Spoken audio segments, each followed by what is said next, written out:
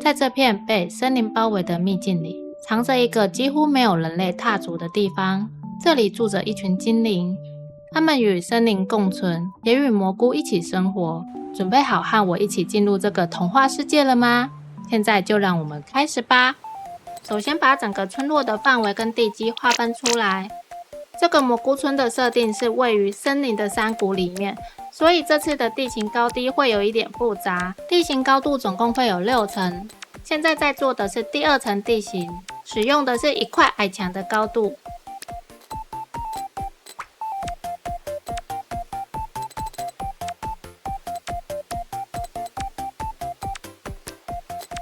這次我先將所有地基劃分好之後，再直接使用平面圖的方式顯示所有大小，這樣方便大家可以跟着一起做，也可以更清楚地了解整個區塊的分布。選擇使用草地地板作為蘑菇村的戶外地板，第1層直接鋪上滿滿的草地地板，再隨意點綴一些前一個色號的草地，這樣看起來會比較自然。然後在這個位置上放上2格寬的矮樓梯。第2層我選擇了用最淺的色號作為主要的地板顏色，一樣記得隨意點綴一些不同顏色的草地。第3層的高度是2片矮牆。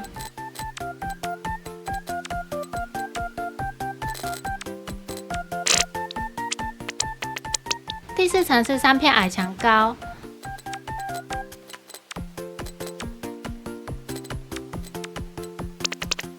來到第5層，高度是6片矮牆。如果記不住高度也沒關係，由於第5層是位於樓梯轉角的一個小走道，所以這時可以先放置樓梯，會比較好抓地板與高度的位置。最後1層需要7片矮牆的高度。將地形高度都拉好後，就可以用石磚地板將樓梯都連接起來。第5層的地板再往後拉出2乘4的空間，這個空間之後會有用處。最後這個長條形的高度是4片矮牆高，沿着地基的形狀拉高，再鋪上地板，就完成所有地形的格局了。先從最高的地勢開始，山頂的位置我想種一棵百年神樹，在中間做一個記號，在這個記號的位置上使用卡重疊放置3棵闊葉樹，不要將樹木完全重疊在一起，讓它們的位置分別都偏移一點。記得開啟左下的精細擺放，才能微調物品位置。放置好後，重新進入建造模式，確認樹幹的部分是否都有連接到其他樹幹。如果有不滿意的地方，就再調整一下。想要更粗的樹幹，可以再多重疊幾棵樹木。為了使這棵百年神樹看起來枝葉繁茂，我們需要再拿出闊葉樹，使用卡浮空卡在樹枝上。邊卡可以邊檢查一下還有哪裡需要再補上。重複這個動作，直到你覺得樹冠的整體形狀與大小 OK 了就可以了。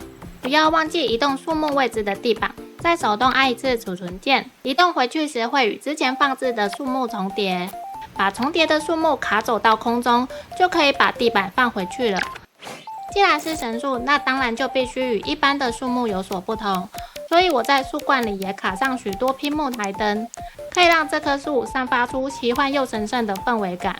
先沿着樹冠的外圍放上木質細柱作為支點，接着就是重複卡上台燈這個動作，直到每一面的樹冠區塊都照到燈光為止。需要注意的是，用來記憶拼木台燈的那塊地板上面不能再擺放任何物品，否則燈光會被遮住，導致變暗。完成後記得移動用來儲存台燈位置的地板，再放回去的時候會顯示與細柱重疊，因為細柱等一下還有用途，所以先將細柱縮短就好。這樣的神樹看起來還是有點單調，那就為它再添加點顏色吧。我將繡球花用一樣的方法卡在樹冠上，將剛剛的細柱再度拉高高度，因為會與台燈重疊，所以需要將細柱往旁邊移動一點點。與放置台燈的方法不同的是，台燈需要隱藏在樹冠裡，但繡球花則是盡量要裸露出來。繡球花的數量放越多會越好看。都確定卡好後，移動地板儲存位置，再移回時會顯示與台燈重疊。這時因為台燈已經被樹冠掩蓋住，所以需要先將闊葉樹卡走，才能將台燈卡到空中。這裡記得使用多選功能來移動會比較快。現在散發着光芒的百年神樹就完成了，晚上看起來的效果會是像這樣。神樹下方我鋪滿了一整片的野花叢，懸崖邊圍上原木樁圍欄，山頂的部分就完成了。在第3層，我蓋了一間有正常功能可以居住的主屋。這棟主屋總共有2層樓，1樓是4片矮牆高，2樓的高度是3片矮牆。先把房屋的架構完成後，內裝的部分晚一點再來設計。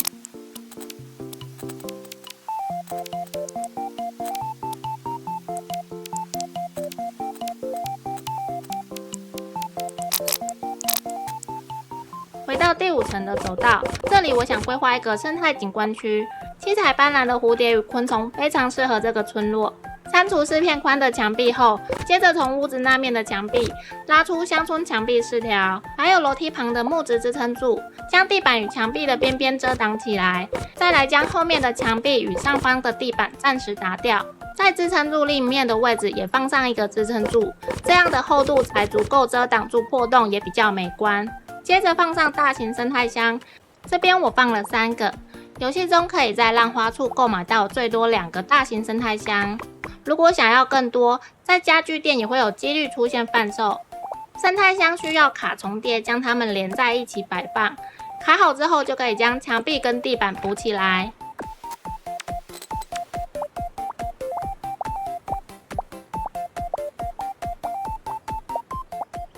現在蓋的是精靈居住的房屋，大小是2x2， 3片矮牆高。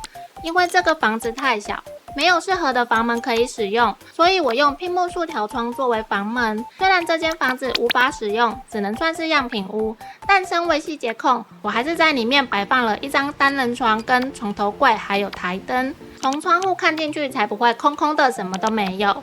接着在屋頂放上一些植物，營造出爬滿苔蘚跟藤蔓的感覺。我在地段上總共蓋了7間精靈屋，這個小房子可以蓋得隨性一點，不要太整齊。記得利用地形的高低差，可以讓整個村子看起來更有層次感哦。最後，四周再種幾棵這種超高的參天大樹，就會有被森林包圍的秘境感了。這個樹木的高度有些是5片半牆或6片半牆，再利用地形的高低差錯落擺放即可。關於這個樹木和所有卡 bug 的教學連結，一樣會補充在置頂留言。所有的建築都完成的差不多了，周遭的造景可以依照個人喜好隨意裝飾。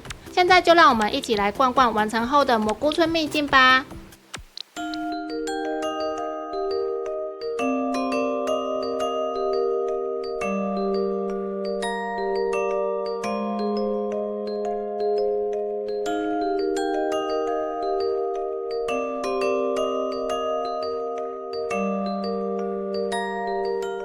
一開始映入眼簾的是中間這個大型的奇幻蘑菇，這顆大蘑菇是整個村子的核心，這裡也是精靈們平常聚會聊天，甚至舉辦小型慶典的地方。接下來就是精靈們居住的地方，每一間房子我都稍微做了一點變化，使用不同的顏色，讓整個村落看起來更加活潑豐富。其中這間我還設計了不同高度，讓它比其他小房子高了一塊矮牆，但大小不變，一樣是2x2。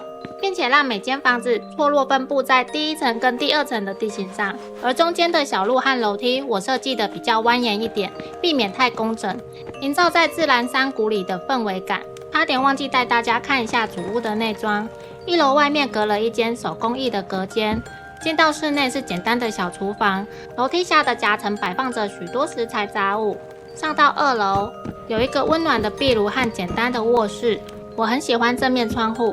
視野很好，再次爬上樓梯，到達山頂之前，可以在這個走道休息一下，順便觀賞美麗的昆蟲們。最後，最上面山頂的位置，也是我最喜歡的一個地方，特別種了一棵散發着光芒的百年大樹，當做整個秘境的象徵。平常還可以在這裡坐着休息或小睡，非常完美。如果你也喜歡這種童話森林風的建築，這個蘑菇村很適合拿來做靈感參考。我是喵屋，我們下支影片見，拜拜。